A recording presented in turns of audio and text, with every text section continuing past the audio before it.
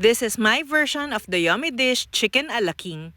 Nag-grind lang ako ng 3 pieces chicken breast for 4 to 5 servings. Then, pag nag-grind na, season na natin with salt, pepper, and 1 tablespoon of cornstarch. Then, 1 to 2 press sa meat grinder para mahalong mabuti yung seasonings. Then, for the flour mixture, 1 cup of plain flour, salt, pepper, paprika, and we love the taste of cumin, kaya nag-add na rin ako. Mix well. Then, shape lang natin yung chicken natin according to your preference. Then, after ma-shape, i-dip lang natin doon sa flour mixture until ma-coat natin evenly. Magpainit lang tayo ng oil sa medium-high heat, then i-fry na natin yung chicken.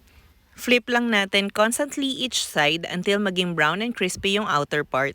Pag okay na, set aside and ilagay natin sa paper towel para ma-drain yung oil. For the sauce, melt some butter.